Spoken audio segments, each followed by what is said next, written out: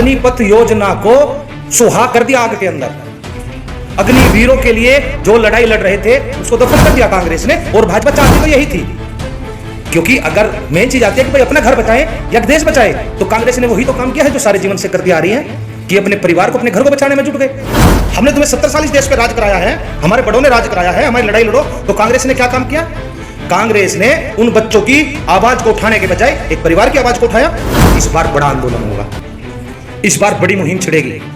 हमारे श्री राकेश टिकैत जी अब की बार पूरे देश को ये बता देंगे कि हम नौजवान साथियों के साथ खड़े हुए हैं और हम इस बिल को भी वापसी करा करके मानेंगे कि हम ना तो अपनी फसल बर्बाद होने देंगे और ना ही हम अपनी नस्ल को बर्बाद होने देंगे। अगर ये सरकार हमारी फसल और नस्ल दोनों को छीनना चाहती है तो खबरदार हो जाए सरकार। हमारे दिल में 24 घंटे तिरंगा रहता है, गोडसे और नथुराम नहीं रहते हमारे दिल। 52 साल तक आरएसएस के मुख्यालय पर तिरंगा झंडा क्यों नहीं लहराया इन लोगों ने? बताओ, पूरे देश को बताओ ना। अच्छा लगेगा जब देश को बताओगे कि आपने नहीं लहराया। और आज भी क्या करते हो कि नीचे तिरंगा झंडा, ऊपर भाजपा का झंडा। दोगलापन नहीं। एक नाव में बैठो, या तो गांधी को पूजो या गोडसे को पूजो। लो देश का प्रधानमंत्री ये शपथ, कहो नरेंद्र मोदी जी की मैं नरेंद्र दामोदर दास मोदी आज ईश्वर की शपथ लेता हूं कि मैं। मामला देखो, आपको समझना होगा मामला क्या है। जो भाजपा है वो सफेद मोहरों से खेल रही है, और जो भाजपा चाहती है वही हो रहा है। इसको बहुत गहराई से समझना होगा, क्योंकि भाजपा चाहती है कि वो मुद्दे उठाए, आप उन मुद्दों पर विवाद उठाएं और भाजपा फिर कोई नया मुद्दा लेकर के आ जाए। अगर आप ध्यान से देखोगे भाजपा ने यही तो किया है आज तक। अब भाजपा ने क्या किया? भाजपा ने अग्निवीर लेकर के आए, अग्निपथ योजना के थ्रू अग्निवीर बनाने का कार्यक्रम किया। तो इन लोगों ने क्या किया, कांग्रेस वालों ने उसके ऊपर आवाज उठा दी। तो जब उसके ऊपर आवाज उठाई और इन्होंने सत्याग्रह शुरू कर दिया, तो फिर भाजपा ने दूसरा मुद्दा उठा दिया, ईडी का। तो अब मेन चीज ये आ गई कि आप देश को बचाओगे या परिवार को बचाओगे। तो कांग्रेस ने अपना परिवार चुना। पूरी कांग्रेस ने सोनिया गांधी को बचाने के लिए अग्निपथ योजना को सुहा कर दिया आग के अंदर। अग्निवीरों के लिए जो लड़ाई लड़ रहे थे उसको दफन कर दिया कांग्रेस ने, और भाजपा चाहती तो यही थी।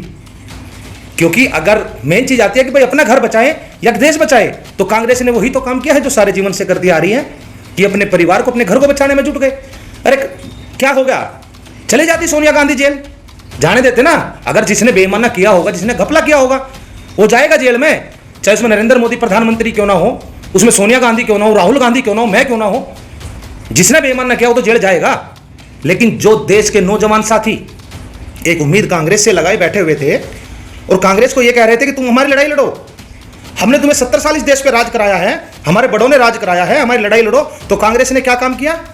कांग्रेस ने उन बच्चों की आवाज को उठाने के बजाय एक परिवार की आवाज को उठाया। और भाजपा तो यही चाहती थी, क्योंकि परिवार प्यारा होता है। नहीं, वो आवाज उठाई तो, लेकिन उनकी सुनता कौन है? बात ये नहीं थी।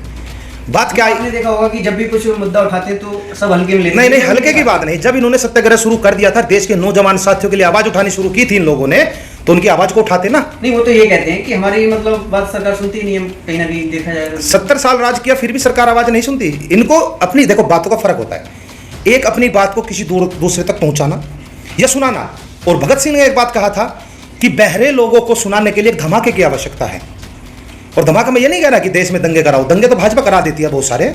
लेकिन मैं कांग्रेस को कह रहा हूं कि जब अग्निवीर योजना लेकर के ये लोग आए, आपने सत्याग्रह शुरू किया, पूरे भारत में भ्रमण शुरू कर दिया, तो फिर एक परिवार के लिए इस आवाज को क्यों दबा दिया? क्यों खिलवाड़ किया उन नौजवान साथियों के लिए? क्यों नौजवान साथियों को फांसी चढ़ाने का काम कर रहे हो आप लोग? क्यों नहीं बने उनकी आवाज? अपने परिवार को बचाने में लग गए।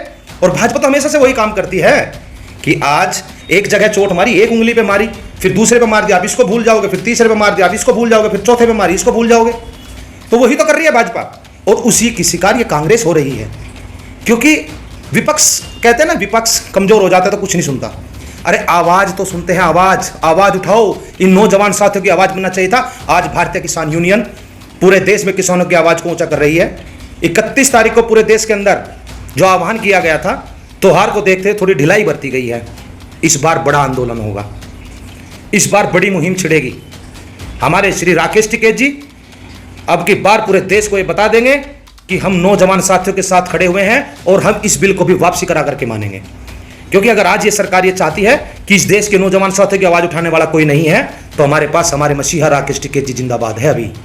और वो हमारी आवाज़ को उठाएंगे, हमारे बच्चों की आवाज़ को उठाएंगे, क्योंकि हम ना तो अपनी फसल बर्बाद होने देंगे और ना ही हम अपनी नस्ल को बर्बाद होने देंगे। अगर ये सरकार हमारी फसल और नस्ल दोनों को छीनना चाहती है तो खबरदार हो जाए सरकार, क्योंकि आने वाला समय किसानों का समय है, युवाओं का समय है, और ये युवा ही इनको सत्ता में लेकर के आए थे और ये युवा ही एक दिन को सत्ता से उखाड़ करके फेंक देंगे। देखिए सुनिए, पहले अग्निपथ के विरोध में लड़े तो घर बचाना शुरू कर दिया, अब अग्निपथ की आवाज़ उठाई या घर बचाई, फिर महंगाई, अब महंगाई पर आवाज़ उठाई या घर बचाई। अब जो भी चीज़ें हैं भ्रमित किया जा रहा है, मुद्दे देखो सेम है लेकिन ध्यान को भटकाया जा रहा है। अगर उसी तरीके से देश को आज़ादी दिलाने वाले हमारे जो योद्धा थे, जो उनका ध्यान सावरकर की तरफ भटक गया होता तो क्या देश आज़ाद हो जाता? नहीं होता, क्योंकि सावरकर ने तो माफ़ी मांग ली थी ना, गोडसे ने गांधी को मार दिया था, उनके विचार अलग थे ना। तो आज ये क्या कर रहे हैं, इनके दिमाग भटक रहे हैं आज, क्योंकि इनके पास कोई अच्छा लीडर नहीं है। इनको तो अपने नेता प्यारे हो रहे हैं, कांग्रेस को अपना घर बचाना भारी हो रहा है। क्या देश के अंदर कांग्रेस और भाजपा ही रहेगी? क्या कोई और सत्ता में नहीं आएगा? सत्ता में आएगा, सत्ता परिवर्तन होगा, 2024 में बहुत बड़ा परिवर्तन होगा। आज कितनी भी ईडी की जांच बैठा लो, जो दोषी होगा वो जेल जाएगा, और 2024 में भी ईडी की जांच बैठेगी और हर किसी के पीछे बैठेगी, देखा जाएगा कौन चोर है और कौन लुटेरा है, सबका पता चल जाएगा 2024। आप कह रहे हो कि सत्ता परिवर्तन होगी, लेकिन अभी जो सर्वे आ रहा है उसमें तो फिर से बीजेपी। सर्वे कौन करता है? सर्वे कौन करता है? एजेंसियां करती हैं। किसकी है एजेंसियां? खरीदी जा सकती है ना। तो कोई और जो आदमी सत्ता में जब 2024 में आएगा तो वो भी तो खरीद सकता है उन एजेंसियों को, वो भी तो खरीद सकता है उन न्यूज चैनलों को, वो भी तो खरीद सकता है उन ईवीएम मशीन के हैकरों को। क्यों नहीं खरीदती कांग्रेस? क्या इसके बस की नहीं रहा? नहीं है ना, क्योंकि सबसे पहले इनको धन से तोड़ा गया। नरेंद्र मोदी जी जब देश के प्रधानमंत्री बनने के बाद सबसे पहला एक काम किया गया, नोटबंदी। नोटबंदी होने के बाद सभी नेताओं का जितना काला धन था वो सेटलमेंट के साथ मोदी जी ने सुलटाया, क्योंकि जो उनका पैसा था अपने पास हिस्सा लिया भाजपा सरकार ने, उनके कुछ पैसों को उन्हें दे दिया, बाकी उनके पास हो गया। इसीलिए आज भाजपा पैसे में सबसे बड़ी पार्टी है और इनके 543 जो कार्यालय है वे 7 स्टार बन चुके हैं। सच्चाई बता रहा हूं, सच्चाई यही है, क्योंकि नोटबंदी से सबसे पहले टांग तोड़ी गई, क्योंकि कोई भी चुनाव बिना पैसे के नहीं लड़ा जाता। और भाजपा के पास पहले पैसे की कमी थी, आज भाजपा के पास पैसे की कमी नहीं है, जहां से चाहो वहां से पैसा मिलता है। 2013 में अडानी अंबानी ने मोदी जी के पीछे पैसा लगाया, उसके बाद आकर के नोटबंदी से इन लोगों ने काले धन के नाम पर कह करके नोटबंदी करी, और ये बतागा 2000 के नोट में भी चिप है। सेटलमेंट के द्वारा सारी पार्टियों का पैसा अलट पलट करके अपने पास पैसा इकट्ठा किया गया। तो मेन चीज यहां है, किसी इंसान को अगर तोड़ना है तो उसको धन से तोड़ दो, तन से तोड़ दो और मन से तोड़ दो। मन से मीडिया ने तोड़ा है और धन से सरकार ने तोड़ा है, तन से सरकार ने तोड़ा है। क्योंकि जब हिटलर शाही आती है इसीलिए आती है क्योंकि वो कहते हैं कि इस देश के अंदर हर व्यक्ति भूखा रहना चाहिए, गरीब रहना चाहिए, क्योंकि गरीब लोग कभी क्रांति नहीं कर सकते। अभी आपने देखा कि खाद्य पदार्थों पे जीएसटी लगा दी गई, हाँ। दूध हुआ, आटा हुआ, और दाल चावल, इन पे मतलब जीएसटी लगा दी गई, इसे आप कैसे देखते हैं? देखिए, अब क्या चीज़ है कि अगर आप अपना खाना खा रहे हो, रोटी खा रहे हो, तो रोटी का हिस्सा तोड़ के भी सरकार को देना होगा। अब पेट पर भी टैक्स लग गया, जैसे अंग्रेज लगाते थे, गोरे अंग्रेज, अब काले अंग्रेजों ने दूध पे, दही पे, खाने की चीज़ों पर टैक्स लगा दिया। क्योंकि जो आदमी रोटी खाता है, रोटी के बिना नहीं रह सकता, तो उसे रोटी का अपना 0.5% हिस्सा तोड़ करके देना पड़ेगा सरकार को, क्योंकि ये सरकार की गलत नीतियाँ हैं। ऐसे टैक्स बढ़ाने से, टैक्स लगाने से देश में पैसा नहीं आएगा, ना संपत्ति बेचने से आएगा। सही नीतियाँ अपनाओ, जब नीतियाँ अपनाओगे तो देश खुशहाल होगा। अब रोटी से, अब कोई भी आदमी हो, वो कौन आदमी है, गरीब हो, अमीर हो, भिखारी हो, देश का हर व्यक्ति टैक्स चुकाता है। वैसे भी पहले भी चुकाता था, लेकिन आज तो रोटी पे भी, दही पे भी, दूध पे भी। देश को मजबूत कर रहे हैं। पेट का निवाला छीन करके आप लोग देश को मजबूत कर रहे हो।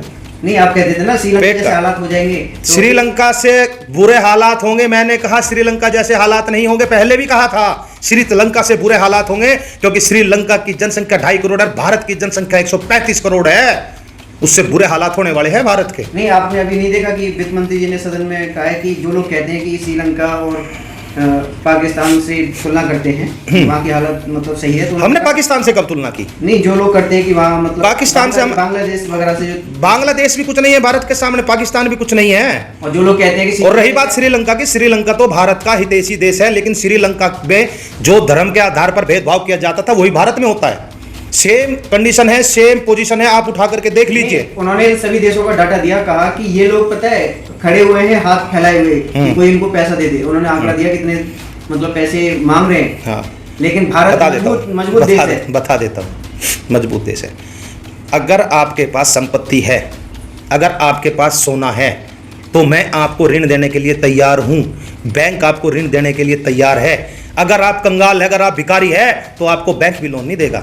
तो जोन से देशों से तुम तुलना कर रहे हो, तो भूखे नंगे हैं पहले ही, नंगा नावेगा क्या, निचोड़ेगा क्या? वे तो पहले भूखे नंगे देश है।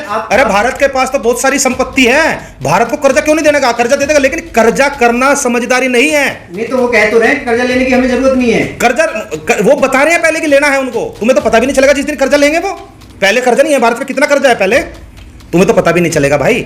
सबसे मेन चीज क्या है? व्यवस्था परिवर्तन होनी चाहिए। अगर व्यवस्था बदली जाएगी तो देश के अंदर खुशहाली आएगी। देश का किसान को खुशहाल करना चाहिए, क्योंकि देश का किसान ही वो देश की मजबूत रीढ़ की हड्डी है जो देश को छिका सकता है, देश की आर्थिक व्यवस्था को ठीक कर सकता है। अगर किसान के हित के बारे में मोदी जी सोचे तो कल ये देश खुशहाल हो जाएगा। नहीं, जिस तरह से अग्निपथ का मुद्दा मतलब बिल्कुल गायब ही हो चुका है, क्या लग रहा है किसान भी इसे बुला देंगे? किसान नहीं बुला रहे भाई, क्योंकि किसानों के तो बच्चे जाते हैं मिलिट्री में, नेताओं के बच्चे नहीं जाते। अब नेताओं ने, मैंने बताया ना कि सोनिया गांधी को बचाने के चक्कर में हमारे बच्चों का बलिदान दे दिया है कांग्रेस ने। जो विपक्ष है उसको आवाज उठानी चाहिए ना, क्यों नहीं उठाती आवाज? क्योंकि उन्हें सोनिया गांधी का घर प्यारा लगा, राहुल गांधी का घर प्यारा लगा। उन्हें ये नहीं पता कि देश के अंदर जो आज स्थिति पैदा हो रही है, देश का नौजवान इस देश को चलाता है, वही सुरक्षा करता है उनकी। और इन्होंने क्या किया? हम तो कहते हैं कि भाई मोदी जी पेंशन भी खत्म कर दो ना सबकी, क्यों नहीं कर देते पेंशन खत्म? सारे नेताओं की कर दो। नेतावीर बनाएंगे। हाँ, नेतावीर तो बनने ही है। अब हम तो कह रहे हैं नेताओं के बच्चे मिलिट्री में जाने चाहिए, नेताओं को 5 साल के बाद चुनाव नहीं लड़ना चाहिए, जो इनकी पेंशन लगी हुई है पेंशन समाप्त होनी चाहिए। सारा काम करेंगे और 2024 में करारा जवाब दिया जाएगा। क्योंकि जनता कब तक दबेगी? जनता ज्यादा दिन नहीं दबेगी। जनता अब जान चुकी है, जनता अब जाग चुकी है, क्योंकि भाजपा शतरंज की चाल चल के सफेद मोहरों से खेलती है। पहले भाजपा चाल चलती है और उसके बाद कांग्रेस को चाल चलनी होती है। कांग्रेस बिल्कुल फेल है, कांग्रेस विकल्प नहीं है। इस देश को एक नया विकल्प चाहिए और वो विकल्प 8 अगस्त 2023 को दिल्ली के रामलीला ग्राउंड से अनाउंस कर दिया जाएगा। आंदोलन होगा, बड़ा आंदोलन होगा देश के अंदर। अब की बार तो तीज त्योहार और बच्चों के एग्जाम आ गए थे, अब की बार तैयारी बड़ी है और बहुत बड़ी तैयारी है, क्योंकि ये देश भारतीयों का देश है। ये काले अंग्रेज जो आकर के हमारे ऊपर राज कर रहे हैं ना, इनको हम राज नहीं करने देंगे, इनको इनकी मनमानी नहीं चलने देंगे। क्योंकि मैं तो ये कहता हूं, जो हिटलर था, हिटलर ने जर्मनी को बर्बाद कर दिया था। उससे पहले उसको सब भगवान मानते थे, सब उसके सामने सर झुकाते थे। ऐसा ही काम आज देश के प्रधानमंत्री नरेंद्र मोदी के सामने हो रहा है। उसको कुछ अंधभक्त भगवान मान रहे हैं, उन्हें यह नहीं पता कि देश कितने गहरी खाई में जा चुका है। जिस दिन ये लोग जागेंगे तो इन लोगों को भागना नहीं पड़ेगा। इतिहास उठा करके देख लेना, इतिहास गवाह है, जो हाल हिटलर का हुआ था वही हाल इस देश के प्रधानमंत्री का होने वाला है। स्वयं को गोली मारनी पड़ेगी, क्योंकि लोगों की भावनाओं के साथ खिलवाड़ कर रहे हैं। वो तो कहते हैं सारी व्यवस्थाएं सही हैं, मोदी ना होते तो पता नहीं क्या हाल हो गया होता देश का। उन्होंने महामारी से बचा लिया देश को। महामारी तो पूरे वर्ल्ड में आई है, पूरे वर्ल्ड को बचा लेते ना, या लेकर के आए हैं जबरदस्ती देश के अंदर। बचा कहाँ लिया?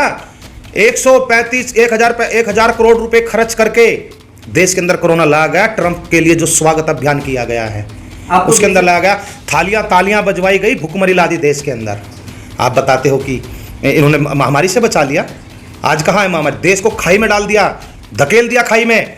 अगर उस वक्त ट्रंप को ना बुलाया होता तो शायद आज देश खुशहाल होता और देश के अंदर ये हालात ना हुए होते, क्योंकि सबसे ज्यादा वेरिएंट वहीं से आया था जब ट्रंप को लेकर के आए। आपको मोदी जी के कुछ काम नहीं दिखते? हाँ, हमें दिखते हैं। पूरे देश भर में एक्सप्रेस वे बनवा, हाँ, एक्सप्रेस वे बन रहा भी। मोदी जी एक काम बहुत अच्छा कर रहे हैं कि 15 अगस्त को हर घर पे तिरंगा झंडा होना चाहिए। हम बात का स्वीकार करते हैं, नरेंद्र जी के, मोदी जी का इस बात का धन्यवाद करते हैं कि भाई जब भारत देश में रह रहे हो आप, एक हर घर के ऊपर एक झंडा तिरंगा जरूर होना चाहिए। लेकिन उसके साथ हर व्यक्ति को एक शपथ लेनी चाहिए कि मैं अपना नाम लेकर के शपथ लेनी चाहिए कि भारत के किसी भी व्यक्ति के साथ जाति, धर्म, भाषा, लिंग या क्षेत्र के आधार पर कोई भेदभाव नहीं करूंगा। मैं भारत के संविधान का सम्मान करूंगा और मैं अपने नाम के साथ भारतीय शब्द लगाऊं, जैसे मैं लगाता हूं सुनील बालियान भारतीय। लो देश का प्रधानमंत्री ये शपथ कहो नरेंद्र मोदी जी कि मैं नरेंद्र दामोदर दास मोदी आज ईश्वर की शपथ लेता हूं कि मैं किसी भी भारतीय के साथ जाति, धर्म, भाषा, लिंग या क्षेत्र के आधार पर कोई भेदभाव नहीं करूंगा और भारत के संविधान का सम्मान करूंगा। तो पूरे देश के अंदर ये तिरंगा लहरा देंगे हम लोग। हम कहते हैं लो शपथ, और हम इस चीज के साथ है कि हर घर पे तिरंगा होना चाहिए, लेकिन साथ में ये भी शपथ होनी चाहिए कोई भेदभाव नहीं होना चाहिए। भेदभाव किस बात का हो ये बताओ? जब हम भारत के नागरिक हैं, जब उस बनाने वाले परमात्मा ने, अल्लाह ने, वाहिगुरु गॉड ने, किसी ने भेदभाव नहीं किया, दो चांद सूरज नहीं बनाए, खून का रंग अलग नहीं बनाया, तो ये सरकार कौन होती है? हमें अलग अलग रंगों में भेदने वाली, हमें अलग अलग जाति धर्म में बांटने वाली। SC ST वाले जो भी आदमी है, वैसे तो वे हिंदू हो जाते हैं दंगे के टाइम में, नहीं तो SC ST उनको मंदिर में नहीं जाने दिया जाता। क्यों भाई? जब भगवान ने भेदभाव नहीं किया तो आप मंदिरों में भेदभाव करोगे? ऐसा क्या तरीका है? ये तरीका गलत है। सच्चाई को सामने लेकर के और देश के प्रधानमंत्री को शपथ दिलाओ। हर घर पे झंडा होना चाहिए, मैं कहता हूँ, और हर घर में शपथ होनी चाहिए। ये किसी व्यक्ति के साथ जाति धर्म के आधार पर भेदभाव नहीं होना चाहिए। तो भेदभाव नहीं करता, सबको जोड़ने का एक प्रयास है। नहीं, जोड़ने का प्रयास है कहाँ? प्रयास नहीं है ना, वो एक दिखावा है। ये इनकी एक लंबी साजिश है। जो ये लोग पहले कहते थे ना कि हर घर पर भगवा होगा, ये एक शुरुआत है इनकी। क्योंकि अगर ये लोग इस शपथ को नहीं दिलाते तो ये भगवे की तैयारी कर रहे हैं। लेकिन तिरंगे के अंदर 3 रंग है। सबसे ऊपर जो केसरी रंग है वो सूरज की किरण से लिया गया है, जो उनसे कोई भगवा बताते हैं। जहाँ से सूरज शुरू होता है, जहाँ तक सूरज छिपता है, वहाँ तक अपना भारत है। बीच में सफ़ेद रंग है, पानी से लिया गया है, बर्फ़ से। जहाँ से पानी शुरू होता है, जहाँ तक खत्म होता है, वहाँ तक मेरा भारत है। और जो नीचे का सफ़ेद रंग है, किस लिए लिया गया? कहाँ से? नीचे का जो हरा रंग है, कहाँ से लिया गया? वो लिया गया है कृषि से, हरे रंग से। जहाँ से हरियाली शुरू होती है, जहाँ तक समाप्त होती है, वहाँ तक मेरा भारत है। और ये लोग रंगों के भेद को 52 साल तक इन लोगों ने तिरंगा झंडा नहीं लगाया। और जो 24 तिल्लियाँ हैं, वो 24 तिल्लियाँ दर्शाती है कि हमारे दिल में 24 घंटे तिरंगा रहता है। गोडसे और नथुराम नहीं रहते हमारे दिल में। ये सोचना चाहिए सरकार को। अगर तिरंगे का इन्हें समझाने तो समझाओ ना तिरंगे का।